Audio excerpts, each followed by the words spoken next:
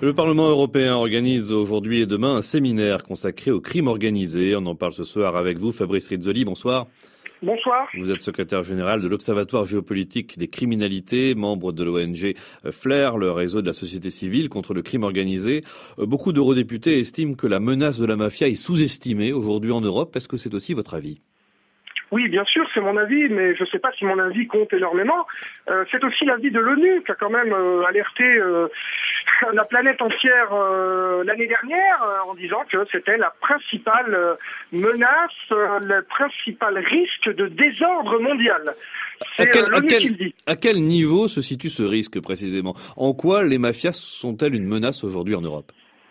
Alors, je dirais que le problème, c'est que les mafias sont partie intégrante de la société politique, de la société économique, et que c'est là le danger. C'est-à-dire que si on leur laisse l'espace qu'ils sont en train de prendre, ils vont changer nos habitudes au quotidien, et par exemple, je prends un seul exemple, faire devenir la corruption quelque chose de normal. Et à partir de ce processus, on peut remettre en cause tout, le pacte social, le pacte civil, la citoyenneté. C'est en cela que c'est dangereux. Évidemment, quand on compare au terrorisme, c'est moins médiatique, ça fait moins peur aux politiques, et les bombes parlent plus que la corruption. Ça veut dire que la mafia est présente aujourd'hui dans l'ensemble des secteurs de l'économie et dans le monde politique ? Écoutez, qu'elle soit présente, oui, c'est évident, partout, si on veut. Ce qui ne veut pas dire que tout le monde est en rapport avec la mafia. La nuance est quand même très importante. Et puis, alors, comme nous, les experts, on aime bien montrer qu'on est des experts, quand vous employez, vous, le mot mafia, les journalistes, évidemment, vous mélangez énormément de concepts différents. Oui. Si on prend l'exemple de la mafia stricto sensu, un des facteurs discriminants, c'est le contrôle du territoire. Alors donc, moi, je peux parler des mafias italiennes qui contrôlent le territoire, qui sont extrêmement impliquées dans la vie politique italienne. Je veux parler de ça.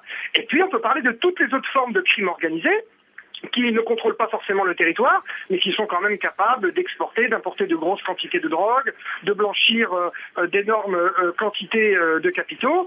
C'est pas que c'est moins dangereux, mais c'est différent. C'est pour ça que quand on dit la mafia est partout, on peut répondre oui pour aller vite, mais en fait c'est faux. Il y a de la mafia, il y a du crime organisé, il y a des réseaux occultes, il y a de la corruption au niveau politique sans que la mafia soit présente. Oui. Mais vous voyez. Et l'Italie, Fabrice Rizzoli, n'est pas le seul foyer de menace. Loin s'en faut. Mais non, loin s'en faut. Ce qu'il faut, c'est d'abord voir si dans d'autres pays il y a des sources. Et là, je fais prendre volontairement la France. La France se croit, exemptée de criminalité organisée ou de mafia. Sauf que le problème, c'est qu'il n'y a pas de source. Il n'y a pas de source pour des raisons structurelles très très importantes. J'en prendrai une seule, l'indépendance de la magistrature qui n'existe pas en France.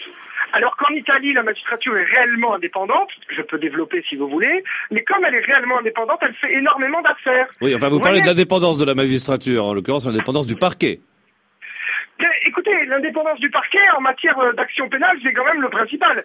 Donc, quand je pense de l'indépendance de la magistrature, oui, c'est ça. L'indépendance du parquet, voilà, les procureurs doivent leur carrière à l'exécutif, donc il est normal qu'ils aient des difficultés à poursuivre des affaires complexes qui mettent en jeu éventuellement des élus. Pour revenir à l'échelle européenne, Fabrice Rizzoli, est-ce que l'Union européenne s'est donné les moyens aujourd'hui de lutter efficacement contre les mafias ?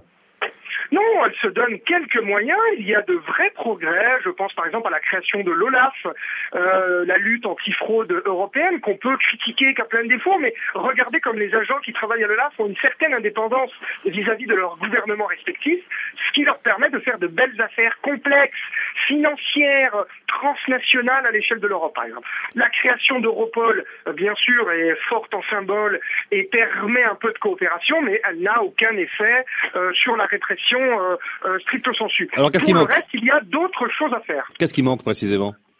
Oh là là, par exemple, un exemple, il manque une loi qui serait adoptée dans tous les pays de l'Union européenne sur la confiscation des biens au crime organisé. Cette loi est unique au monde et elle existe en Italie. On peut saisir les biens, d'abord de manière préventive, avant même que la personne soit condamnée définitivement.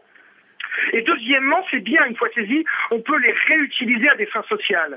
Pensez qu'en Sicile, il y a des champs qui sont saisis à des mafieux, et sur ces champs, on produit des produits bio avec des coopératives avec des gens qui ont des contrats de travail. Les mafieux détestent qu'on leur prenne leurs biens et détestent qu'on les réutilise à des fins sociales. Ceci devrait être fait à l'échelle européenne. Il y a bien sûr des pourparlers qui ont commencé. Oui. Merci beaucoup Fabrice Rizzoli, secrétaire général de l'Observatoire géopolitique des criminalités.